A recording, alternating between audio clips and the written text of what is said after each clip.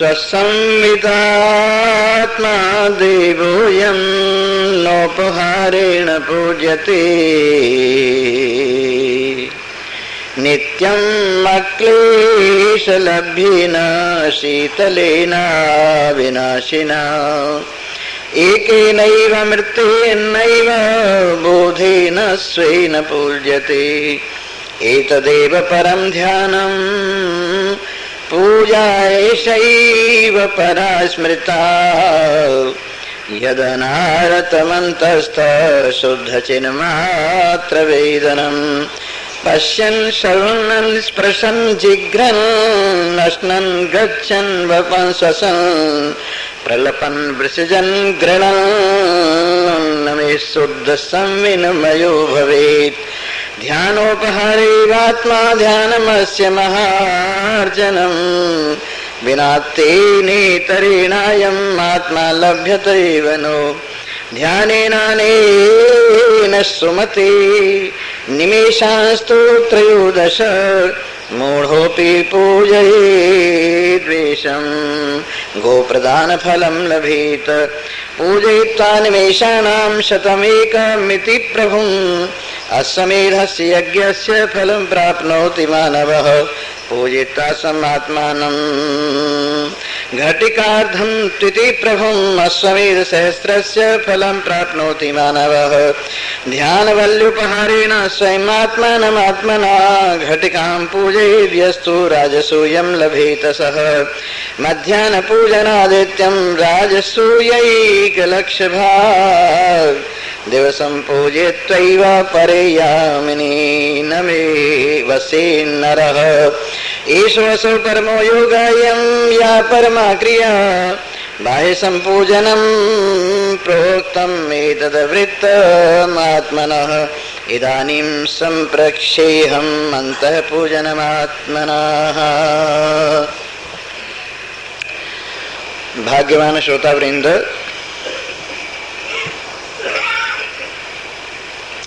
कल आप श्रवण कर रहे थे सर्वत्र जिनके नेत्र खुले हुए प्रत्येक कण कण का क्षण क्षण का अवलोकन कर रहे हैं और सब ओर जिनकी नासिका विराजमान होकर समस्त गंधों का ज्ञान प्राप्त करते हुए विराजमान है और सर्वत्र जिनकी शक्ति स्पर्शन शक्ति छूने की ताकत सब कुछ को कोमल को अकोमल को स्पर्श करते हुए विराजमान है और सब ओर इनकी रसना सारे रसों का भोग लगाते हुए विराजमान है। सब ओर फैले हुए इनके कान सब कुछ श्रवण कर रहे, सब ओर इनका विराजमान मन सब कुछ मनन कर रहा है और सर्वत्र विराजमान ये परम शिव आपके अपने आत्मा इनको अपने सहित चराचर जगत में एक रूप से चेतन रूप से अनुभव कीजिए और निरंतर ध्यान के माध्यम से अहम ब्रह्मास्मि स्मृति के माध्यम से इन देव का निरंतर अंदर ही अंदर अर्चन करते रहिएगा। एक क्षण के लिए भी आपकी वृत्ति अपने स्वरूप को छोड़कर इधर उधर नहीं जानी चाहिए। एक क्षण के लिए भी जब वृत्ति अनात्माकार होती है तो सारे संसार को खड़ा कर लेती है और जब एक क्षण के लिए भी वृत्ति आत्माकार होती है, लेकिन आत्माकार वृत्ति होने से पहले ज्ञान का होना परम आवश्यक है। अज्ञानी लोगों की वृत्ति आत्माकार होती ही नहीं है, क्योंकि जब वृत्ति के माध्यम से ज्ञान ही नहीं हुआ, आवरण ही भंग नहीं हुआ, तो फिर आत्माकार कैसे संभव है। इसलिए आत्मज्ञान के माध्यम से जिनका अज्ञान आवरण भंग हो गए है उनकी वृत्ति निरंतर आत्माकार होती हुई विराजमान होती है और अपने आप में अहम ब्रह्मास्मि के भाव से संयुक्त होती है। अभी अभी स्वामी अखंडानंद जी कह रहे थे कि कई लोग हैं जो ज्ञानियों को अभिमानी समझते, और ऐसा समझते हैं कि मैं ब्रह्म हूँ। ये ऐसे लगता है जैसे एक अज्ञान की बात है कि अपने आप को आदमी भगवान कहता है, अपने आप को आदमी खुदा कहता है, अपने आप को आदमी गॉड कहता है। तो बड़ी विचित्र सी बात लगती है। लेकिन इसका उत्तर शास्त्र भी दे रहा है, उन्होंने भी प्रदान किया, हम भी आपको बताते हैं। मैं शुद्ध सच्चिदानंद ब्रह्म हूँ। इसका तात्पर्य अभिमान नहीं है, इसका तात्पर्य ज्ञान है, इसका तात्पर्य आत्म गौरव है, इसका तात्पर्य आत्मा में उपस्थिति है, इसका तात्पर्य अनात्मा से अपने आप को अलग करने का भाव है। जब मैं शरीर हूँ इसको निरंतर आदमी स्मरण करता है तो ये वस्तुतः है, बोध नहीं है, अबोध है, अज्ञान है और अन्यथा मति है, अन्यथा बुद्धि है, जो इस शरीर में पड़कर सारी जड़ता को हमारे सिर पर उठा कर रख देती। इसी तरह से मैं ज्ञानेन्द्रियां, कर्मेंद्रियां, प्राण, अंतःकरण और इनके धर्म हो, ऐसी जो वृत्ति होती है वो भी वस्तुतः हमारे अपने आप में असीमता को घटाकर ससीम वृत्ति कर देती है और हमारी असीमता को एक तरह से अविनाशता को, अखंडता को खंडित खंडित करके रख देती है। इसलिए ये वृत्ति भी वास्तविक वृत्ति नहीं है। इसी प्रकार मैं जीव हूँ, कर्ता भोक्ता हूँ, आने जाने वाला हूँ, जन्मने मरने वाला हूँ, ऐसी वृत्ति भी वस्तुतः अपने आप को सीमित करती है और अपने आप में कर्तृत्व और भोक्तृत्व का आरोपण करती है और अपने आप को जन्म मरण के चक्र में डालती है। इसलिए मैं जीव हूँ ये भी वास्तविकता नहीं है, ये भी अपने आप में अविद्या को लेकर, ये भी अपने आप में अंतःकरण को लेकर, ये भी अपने आप में कर्तृत्व भोक्तृत्व को लेकर केवल एक अध्यास मात्र है, जो इस अंतःकरण के तादात्म्य से अपने आप में प्रविष्ट हुआ है। इसलिए हमें चाहिए कि हम प्रयत्न करके, प्रयास करके, जोर लगा करके अज्ञान के दलदल से अपने मन को बाहर निकल लावें और आत्माकार वृत्ति के माध्यम से निरंतर अपने आप की पूजा करें। जब भी ये आप महसूस करें, आवरण भंग होने पर ऐसा होता ही है, हम ब्रह्मास्मि वृत्ति जब आवरण भंग करके निवृत्त हो जाती है तो अपने आप में स्वाभाविक ही सच्चिदानंदता, सर्वव्यापकता, सर्वाधिष्ठानता, सर्वात्मता अनुभव में आती है और उसी स्थिति में सर्वत्र मेरे कान सब कुछ सुन रहे हैं, सर्वत्र मेरा मन सब कुछ मनन कर रहा है, सर्वत्र मेरी आंखें सब कुछ देख रही हैं, सर्वत्र मेरी नासिका सब कुछ सूंघ रही है, सर्वत्र जो कुछ भी हो रहा है इस सब से मेरी पूजा हो रही है। सबकी नासिका और नासिकाओं का देवता अश्विनी कुमार बाहर से गंध लाला कर मुझ आत्मा को अर्पण कर रहा है। सबके नेत्रों और सबके नेत्रों का सूर्य रूप का मेरे प्रति समर्पण करके मेरा पूजन कर रहा है और सभी कानों में विराजमान दिशा देवता चारों ओर से शब्द को लालाकर मेरे चरणों में रखकर मेरा पूजन कर रहे हैं। इसी प्रकार सब ओर विराजमान जो वायु देवता हैं सब ओर से स्पर्श को लाकर मेरे चरणों में रखकर मेरा पूजन कर रहे हैं। इस प्रकार पांचों ज्ञानेंद्रियों के देवता और पांचों कर्मेंद्रियों के देवता, हाथ के रूप में इंद्र मेरी सेवा में लगे हुए आदान प्रदान कर रहे हैं, पैर के रूप में उपेंद्र मेरी सेवा में लगे हुए इस शरीर की गाड़ी को जहां तहां ले जा रहे हैं। इसी प्रकार वाणी में लगे हुए जो देवता अग्नि देव हैं मेरे लिए इस वाक का, वाणी का यानी स्तुति कर रहे हैं वाणी के माध्यम से और वेदों के वक्ता होकर सबसे पहले वेदों के अंदर अग्नि देव की पूजा की है और ऋग्वेद का सबसे पहला मंत्र है अग्निमीले पुरोहितम यज्ञस्य देवम ऋत्विजम होतारम रत्न धातमम। ये सबसे पहले ऋग्वेद का प्रथम मंत्र है और इसमें कहा है अग्निमीले पुरोहितम, मैं अग्नि देव की स्तुति करता हूँ। अग्निम ईले, अग्नि की मैं स्तुति करता हूँ जो कैसा है, पुरोहितम, जो मेरा पुरोहित है। आप जानते हैं हर एक गृहस्थी का हमारे यहाँ पर एक पुरोहित होता है।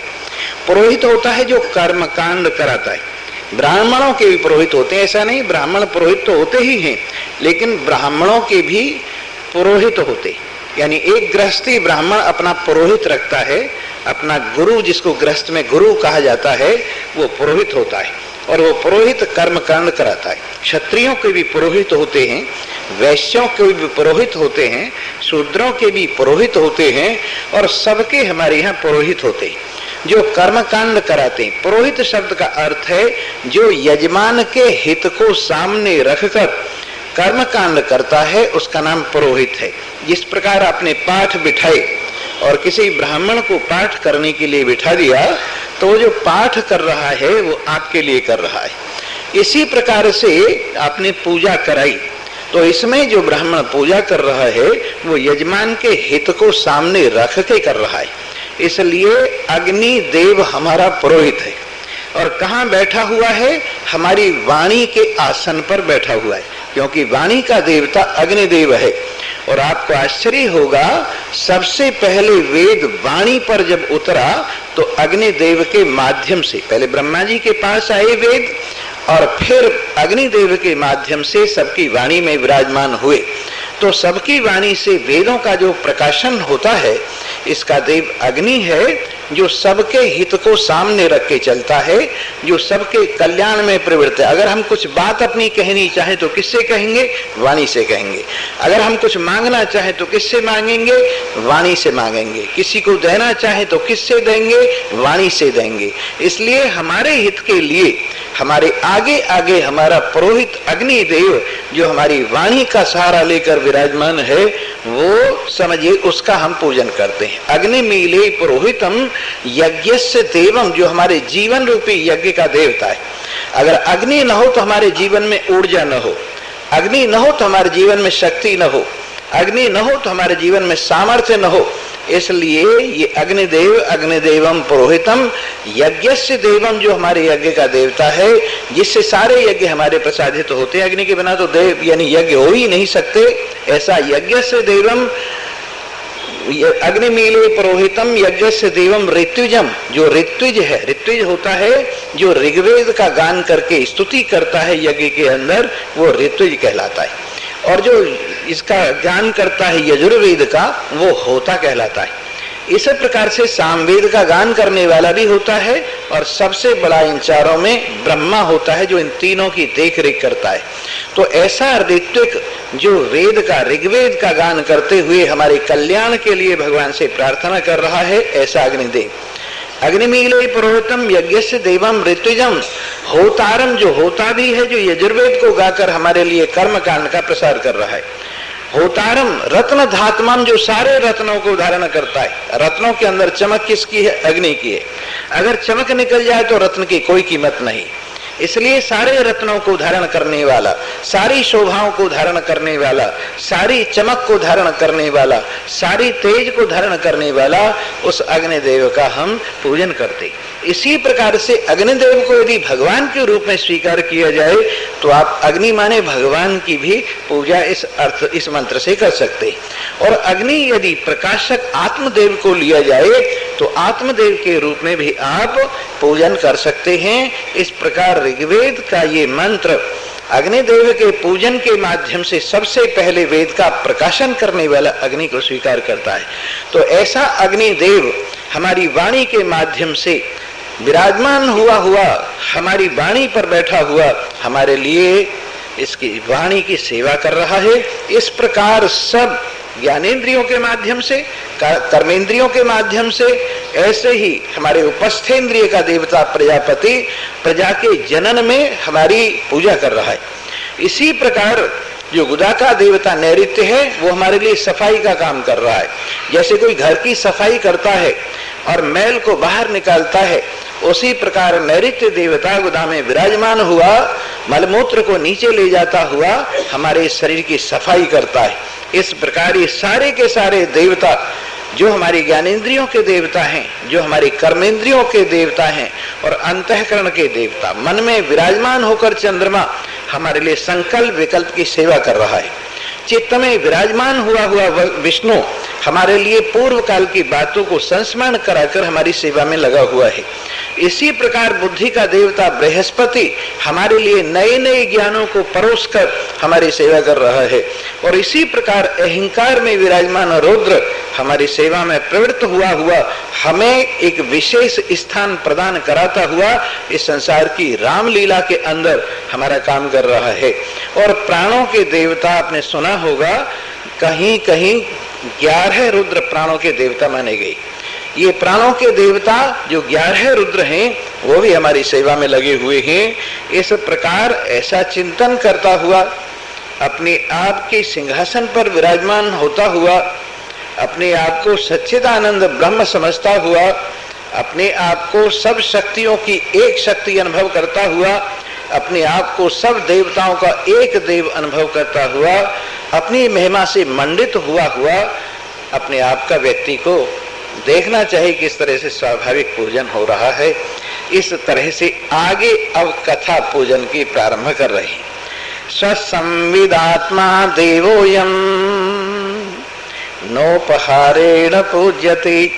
ये संविद ज्ञान स्वरूप सबके अंदर क्षण क्षण में प्रत्येक वृत्ति के माध्यम से बता रहा है, मैं हूं मैं हूं मैं हूं। आपने दीपक देखा है कभी? दीपक के अंदर जो लौ जलती है वो कौन सी चीज जलती है? तेल जलता है, और वो ऊपर तेल क्षण क्षण में चढ़ता जाता है और जलते हुए रोशनी करता जाता है।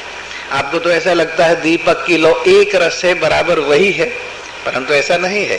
क्षण क्षण में नई लौ आ रही है, नया तेल जल रहा है, नई लौ बन रही है, नया तेल जल रहा है, और दीपक की लौ लगती ऐसे है कि वही की वही, इतनी तेजी के साथ बदलती है जलती हुई कि हमारी आंख परिवर्तन नहीं पकड़ पाती, और ऐसा लगता है वही का वही दीपक की लौ है। जैसे किसी नदी का पानी है, निरंतर बह रहा है और नया पुराने की जगह ले रहा है, पर लगता ऐसा है कि पानी वैसा ही है। जिस प्रकार से बादलों की फौज दौड़ती है, एक बादल की जगह दूसरा बादल ले रहा है, परंतु लगता यही है कि बादल वही है।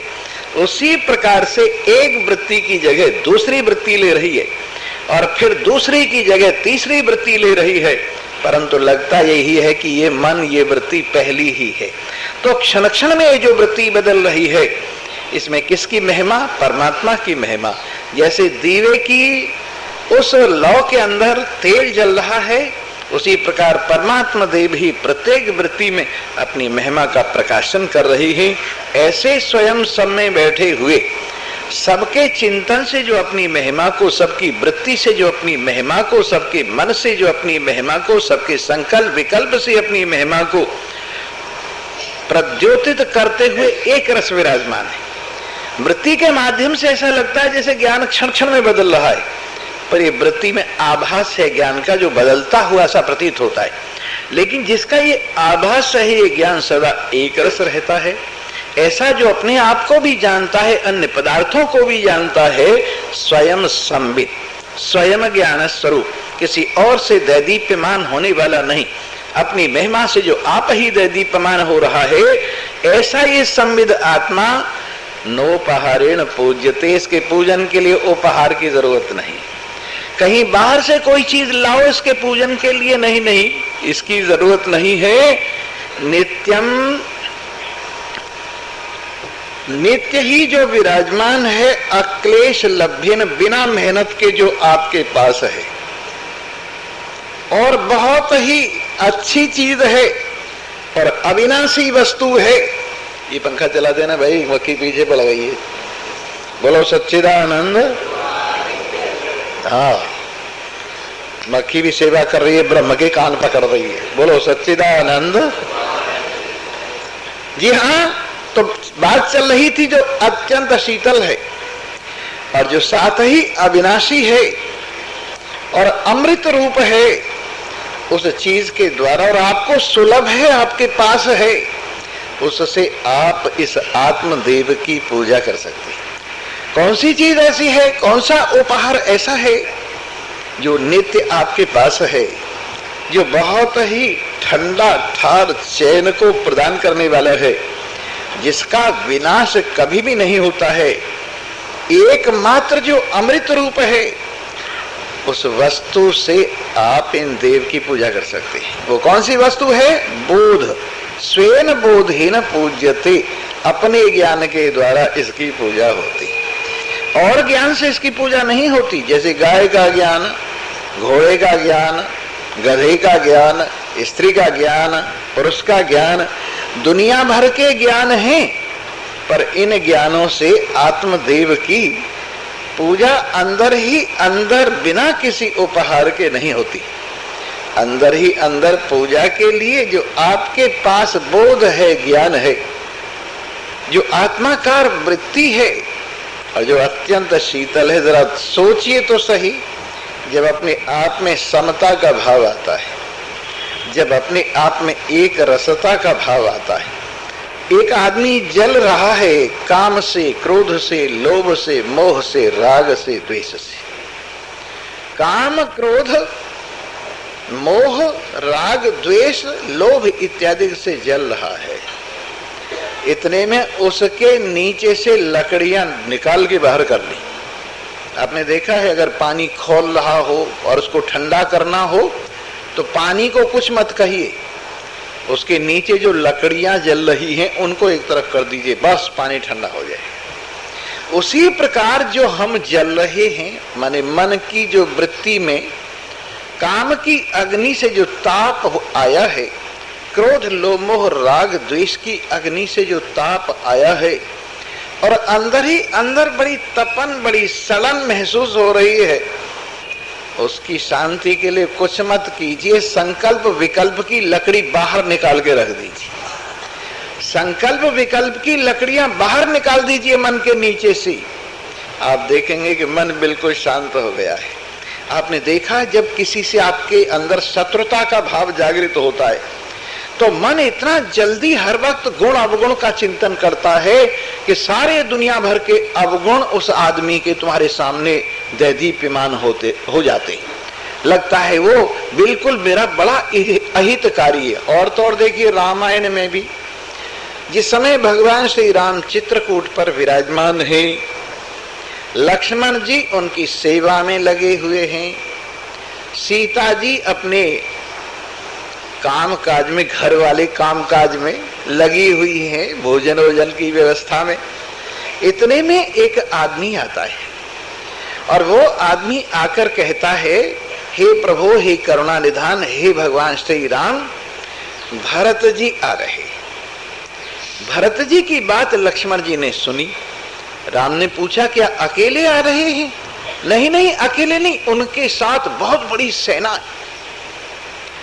अब जब लक्ष्मण जी ने सुना कि भरत इतनी बड़ी सेना लेकर आ रहे हैं, आगे की बात तो उन्होंने गौर से सुनी नहीं, बस इतनी बात पर ही उनके अंदर क्रोध की अग्नि जल उठी और उसने कहा कि इस फौज की क्या जरूरत थी भगवान श्री राम के पास आने के लिए। लगता है उसके हृदय में दुर्भाव है और भगवान श्री राम को जंगल में ही समाप्त करने के लिए उसने ये षड्यंत्र किया है, फौज के समेत हमला करने आ रहा है, भगवान श्री राम को कष्ट देने के लिए आ रहा है। तो उन्होंने भगवान श्री राम की ओर आमुख होकर उनके चरणों में मस्तक टेक कर कहा, प्रभु, मैं आपके चरणों की सौगंध खाता हूं, मैं जानता हूं भरत को, उसके मन में पहले से ही कालौस है, वो सदा हमें देखकर जलता रहा है और हमें वन में भिजवाने में जरूर उसका अपना मन होगा, अन्यथा तो भला हमें वन में कैसे भेजा जाता। और तो और आपको निवृत्त करने के लिए, समाप्त करने के लिए इस समय जंगल में आ रहा है, मैं उसको अकेला ही देख लूंगा। प्रभु, आपको हाथ हिलाने की जरूरत नहीं है, मैं तीनों लोगों को अकेला ही देख लूंगा और आज सारे बचपन तक के बैर दुश्मनी सब इकट्ठे करके निकाल लूंगा।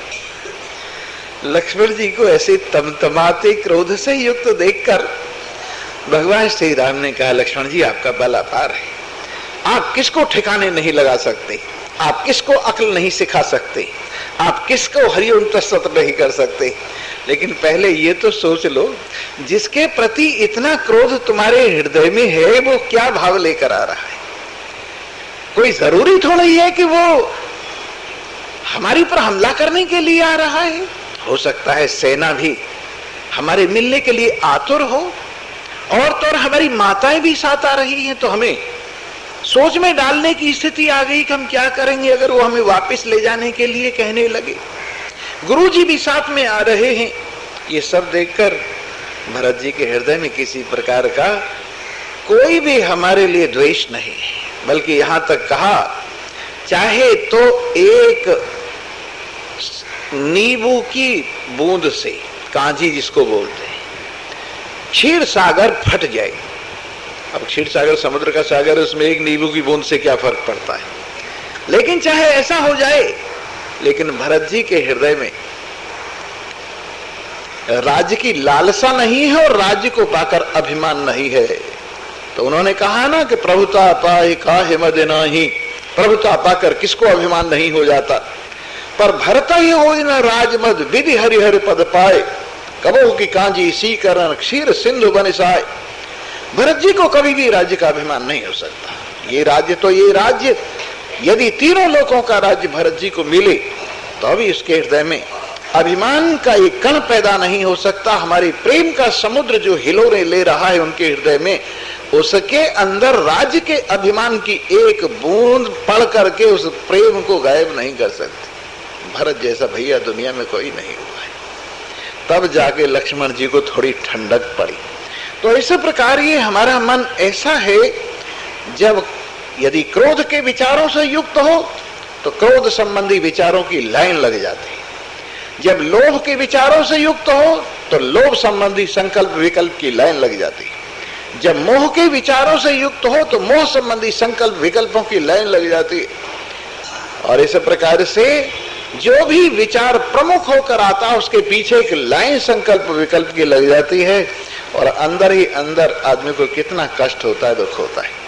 लेकिन यदि परमात्मा ज्ञान से ये सारे संकल्प विकल्प और इनका मूल, जैसे मोह के पीछे संकल्प विकल्प है, मोह ही निवृत्त हो जाए, जैसे काम के पीछे संकल्प विकल्प है, काम ही निवृत्त हो जाए, क्रोध के पीछे संकल्प विकल्प है, क्रोध ही निवृत्त हो जाए, लोभ के पीछे संकल्प विकल्प है, लोभ ही निवृत्त हो जाए, शत्रुता के पीछे संकल्प विकल्प है, शत्रुता ही समाप्त हो जाए, और समता का भाव विराजमान हो जाए, तो बताइए कितनी बड़ी शांति, कितना बड़ा चैन मिलता है। किसी आदमी के ऊपर आग बरस रही हो और आग को रोककर शीतल अमृत का वर्षण होने लगे तो कितना मजा आता है। वैसे ही ये ज्ञान इतना शीतल, इतना ठंडा है, समता का ज्ञान। सब में मेरा आत्मा निवास करता है, ये शीतल शीतल ज्ञान द्वेष की अग्नि को शांत कर देता है। सब में मेरा अजर अमर अविनाशी अखंड एक शुद्ध सच्चिदानंद आत्मा विराजमान है, ये शोक की अग्नि को निवृत्त कर देता है, राग द्वेष की अग्नि को निवृत्त कर देता है।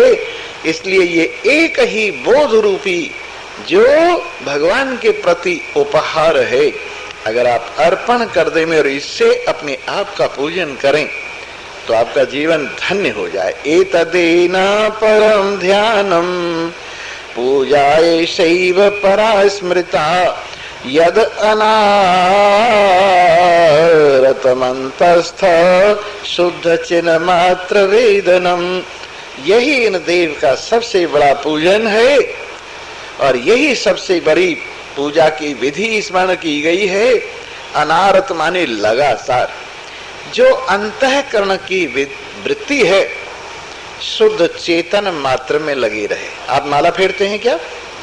माला में आप एक दाने पर कहते हैं राम, फिर दूसरे दाने पर कहते हैं जो भी आपका इष्ट देव हो, कृष्ण या राम, जो कुछ भी आप कहते हैं, दूसरे दाने पर भी वही कहते हैं, तीसरे दाने पर भी वही कहते हैं, चौथे दाने पर भी वही कहते हैं, पांचवें दाने पर भी वही कहते हैं। और ये आपका माला फेरना आपके मन को एकाग्र करता है, चैन देता है। उसी प्रकार से मन की माला बनाई जाए तो, और जो भी वृत्ति आती है उसमें अपने प्रियतम का ध्यान किया जाए। अहम ब्रह्मास्मि उस वृत्ति का आधार मान लिया जाए। जैसे माला के मन के पर आपने राम कहा, दूसरा मन के पर राम कहा, फिर तीसरे मन के पे राम कहा, फिर चौथे मन के पे राम कहा, फिर पांचवें मन के पे राम कहा, और आपका मन रामाकार हो गया। आपके मन की निरंतर वृत्ति राम रूप में विराजमान हो गई, वैसे ही अहम ब्रह्मास्मि का ये भाव प्रत्येक वृत्ति पर आरूढ़ होता हुआ विराजमान हो। जो भी वृत्ति आए, जो भी वृत्ति जागृत हो, उसके अंदर अहम ब्रह्मास्मि का भाव, अहम ब्रह्मास्मि का भाव, अहम ब्रह्मास्मि का भाव, अहम ब्रह्मास्मि का भाव अगर विराजमान हो तो इन देव का सबसे बढ़िया पूजन। क्योंकि राम राम कहने से इन देव का पूजन नहीं होता, कृष्ण कृष्ण कहने से इन देव का पूजन नहीं होता। बिल्कुल होता है जी, लेकिन अलग समझकर होता है। जब राम का पूजन करते हैं तो आपकी वृत्ति ये नहीं होती कि मैं राम हूं। जब राम का पूजन आप करते हैं, आपको ये लगता है मेरे इष्ट देव हैं, मेरे प्रियतम हैं और मैं इनका सेवक हूं, मैं इनका दास हूं। इस भाव से आप राम का नाम लेते हैं और उस नाम से वृत्ति भी वैसी बनती है कि मेरे स्वामी का ध्यान हो रहा है। लेकिन जब अहम ब्रह्मास्मि की वृत्ति होती है तो मैं ब्रह्म हूं, ये भाव परिपक्व होता है। उस समय देह के साथ संबंध एक तरह से विच्छेद हो जाता है। अहम ब्रह्मास्मि का भाव आते ही मैं देह नहीं हूं, मैं ज्ञानेंद्रिय नहीं हूं, मैं कर्मेंद्रिय नहीं हूं, मैं प्राण नहीं हूं, मैं अंतःकरण नहीं हूं, मैं नाम रूप नहीं हूं, मैं छोटा बड़ा नहीं हूं, मैं अनेक नहीं हूं। ये अपने आप में जो जीवता का भाव है, अपने आप में जो एक देशीय भाव है, जड़ता का भाव है, दुख रूपता का भाव है, मरने का डर है, ये सब के सब इस एक वृत्ति के सहारे अपने आप में प्रवेश नहीं करते। और निरंतर अहम ब्रह्मास्मि की वृत्ति जो आपका अपना पूजन, सच्चा पूजन है, आपको परमात्मा के साथ एक रूप करके अनुभव कराती है, सभी जीवों के साथ एक रूप अनुभव करके बताती है, सभी चराचर जगत के साथ एक रूप अनुभव करके बताती है। और दिशा विदिशा की कल्पना जिसमें शांत हो जाती है, काल की कलना जिसमें शांत हो जाती है, और सब प्रकार के नाम रूप की कलना जिसमें शांत हो जाती है, ऐसे शांत भाव को, ऐसे एक रस भाव को ये वृत्ति आप में क्षण क्षण में परोसती है और जगत की परिपूर्ण निवृत्ति होती है। आपने सुना है प्रलय दो तरह की होती है। एक प्रलय तो होती है काल क्रम से जो होती रहती है, जैसे ब्रह्मा जी की प्रलय होती है। ब्रह्मा जी की प्रलय कैसे होती है मैं आपको बता दूं। ये जो सतयुग होता है और त्रेता होता है और द्वापर होता है और कलयुग होता है, इनके वर्ष हैं, इनकी वर्षों की गिनती बताता हूं। 17,28,000 वर्ष का सतयुग होता है। 17,28,000 वर्ष का सतयुग होता है। 12,96,000 वर्ष का त्रेता होता है। 8,64,000 वर्ष का द्वापर होता है और 4,32,000 वर्ष का कलयुग होता है। समझ गए ना? फिर से सुन लीजिए। 17,28,000 वर्ष का हमारे वर्ष सतयुग होता है। 12,96,000 वर्ष का त्रेता होता है। 8,64,000 वर्ष का द्वापर होता है और 4,32,000 वर्ष का कलयुग होता है। अब जो ये कलयुग चल रहा है, इसके कुल 5,000 और लगभग 60-70 साल बीते हैं और आगे अभी 4,27,000 वर्ष बाकी।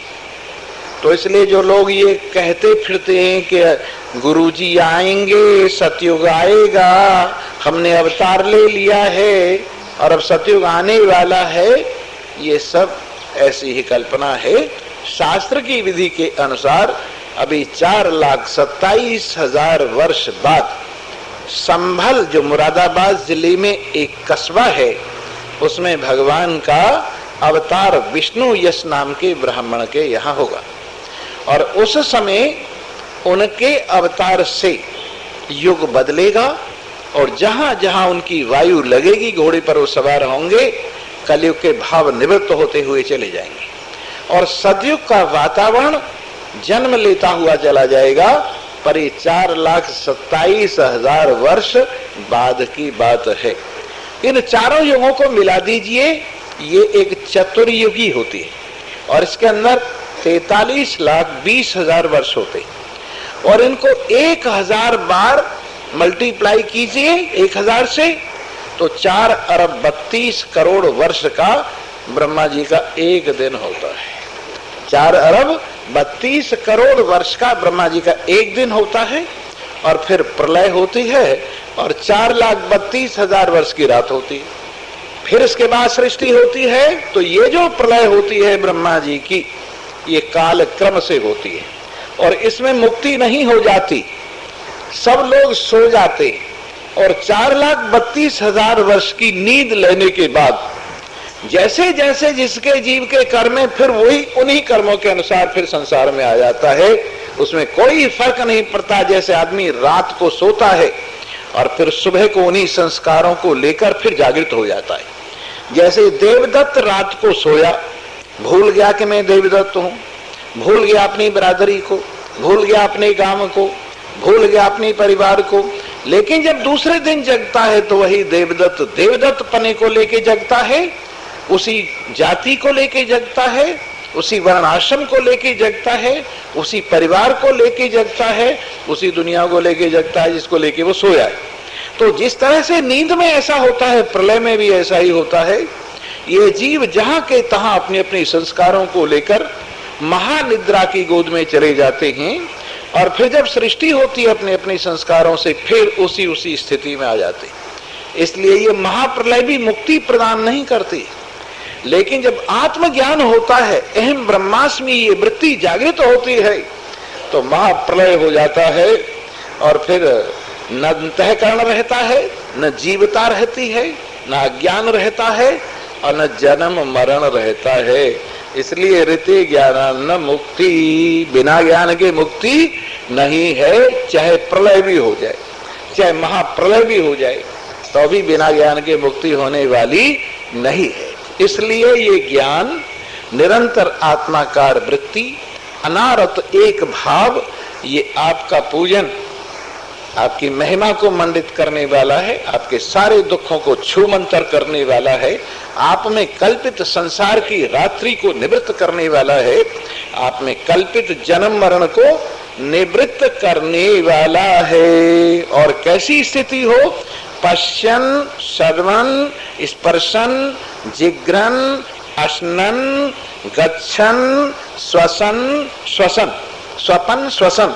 चाहे आप देखते हुए हों और चाहे आप सुनते हुए हों, चाहे आप छूते हुए हों, चाहे आप सूंघते हुए हों, चाहे आप चलते हुए हों, चाहे आप खाते हुए हों और चाहे आप सोते हुए हों।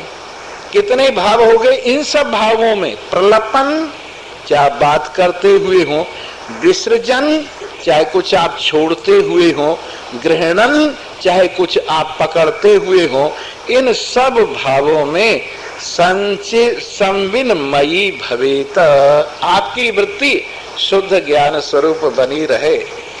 ये सब ऊपर ऊपर से होता रहे, ये सब खेल मात्र होता रहे, ये सब ड्रामा मात्र होता रहे, पर अपने आप में अंदर ही अंदर मैं शुद्ध सच्चिदानंद ब्रह्म हूं, ये भाव बना रहे। जैसे चिंगम खाने वाले होते, आजकल तो ये दृष्टांत बहुत बढ़िया है। क्रिकेट खेलने वाले, हॉकी खेलने वाले चिंगम चबाते रहते हैं और सारा काम करते रहते, छक्का मारेंगे, चौका मारेंगे, दुक्का मारेंगे, एक मारेंगे। तो ये सब जो है करते हुए भी चिंगम मुंह में पड़ा रहता है, उसका रस अंदर जाता रहता है। वैसे ही अंदर अंदर शुद्ध सच्चिन ज्ञान स्वरूप जो वृत्ति है हम ब्रह्मास्मि, उसका चिंगम अंदर ही अंदर चलता रहे और बाहर से ये खेल भी चलता रहे, शरीर का खेल। और इसको मोटे रूप में अगर समझना हो तो तुलसीदास जी की एक चौपाई इसका वर्णन करती है कि कर से कर्म करो विधि नाना, ध्यान रहे जहाँ कृपा निधाना, करो लगाए जो मन के लगाए हरि पाए, जैसे कामिनी कुएं पर से जल भर कर के लाए। सखियन संग बत रात चलत है, पर ध्यान गगन में लाए। मन के लगाए हरि पाए, ऐसे मन को लगाए, जो मन के लगाए हरि पाए। जैसे नटवा चलत बांस पर, ढोली ढोल बजाए। चारों ओर को नटवा देखे, पर ध्यान बांस में लाए। जो मन के लगाए हरि पाए, ऐसे मन को लगाए, जो मन के लगाए हरि पाए। जैसे मणिधर मणि तज करके, ओस चुगन को जाए। चारों ओर को ओस चुगे, पर ध्यान मणि में लाए। जो मन के लगाए हरि पाए, ऐसे मन को लगाए, जो मन के लगाए हरि पाए। एक बात विशेष है माइयों में, लगती भी जल्दी और हटती भी जल्दी। ये सत्संग में बड़ी जल्दी लग जाएंगी, एक लगेगी, दूसरी भी लग जाएगी, तीसरी भी लग जाएगी, पर भागने में भी पीछा नहीं छोड़ेंगी। आएगी, फिर दूसरी जाएगी, फिर तीसरी जाएगी। बताइए, अब खत्म सब जानते हैं कि भाई अब 30 मिनट हो गए, 2 मिनट और सही, लेकिन पता नहीं वो गाड़ी छूटी जा रही है कि क्या बात है। ऐसा संसार पक्का है कि एक एक मिनट सोचते रहते हैं कब भगवान से जान छूटे और कब जल्दी संसार में घुसे। ऐसा मन बना हुआ है। जी हाँ, और हम यूं कह रहे हैं, तन दुनिया में रहे भले ही, पर मन हर चरणन ध्याए। कबीर सुनो भाई साधो, सहज ब्रह्म पा जाए। जो मन के लगाए हरि पाए, ऐसे मन को लगाए। जो मन के लगाए हरि पाए। पंजाबी में मोटी सी कहावत है, दिल यार नाल और हाथ कार नाल। हाथ काम में लगे रहे और दिल परमात्मा में लगा रहे। यहाँ इससे भी बड़ी बात जो सुना रहे हैं कि आपके अंदर में शुद्ध सच्चिदानंद ब्रह्म हो, ये वृत्ति निरंतर स्मरण कराती रहे, आपका स्मरण करती रहे, आपको याद दिलाती रहे कि ये सब जो कुछ हो रहा है उससे आपका कोई संबंध नहीं। ये केवल आप में आपकी लीला मात्र है। ये आप में आपका केवल खेल, ये आप में केवल आपके मन की कल्पना मात्र है। इसलिए इस तरह से ध्यानोपहार एवात्मा ध्यानमस्य महार्चनम, ध्यान का ही उपहार इसके चरणों में रखिए और आत्म ध्यान ही इसका सबसे बड़ा अर्चन है। और बिना इस आत्म ध्यान के किसी और प्रकार से इस आत्मा का पूजन ठीक तरह से होता नहीं और अपने लक्ष्य की उपस्थिति होती नहीं है। इसलिए अब कल को हम बताएंगे कि इस पूजन का कितना लाभ है, क्योंकि आपको हर चीज का फल चाहिए। आप जो कुछ भी करते हैं उसका फल चाहिए। आप कहते हैं एकादशी का क्या फल होता है जी, और फला एकादशी का क्या फल होता है जी, भीमा एकादशी का क्या फल होता है जी। हर चीज का फल चाहिए। तो कल आपको इस ध्यान का फल बताएंगे और कितना बड़ा फल है, कितनी देर का कितना फल है, कल को आपको बताएंगे। इन्हीं शब्दों के साथ आप सभी को धन्यवाद है। आइए अब भजन सुनिए और अब भजन सुन के अपने अपने घर आराम से विराजिए। कल को फिर आ जाइए और सुनिए कितना आनंद है अपने आप में, अपनी वास्तविकता में कितना आनंद है आप में। हाजिर आप हजूर हैं, सबका ही एक नूर है, सब में खेलें आप ही व्यापक, जग से रहते दूर हैं। हाजिर आप हजूर हैं, सबका ही एक नूर है। सब में खेले आप ही व्यापक, जग से रहते दूर हैं।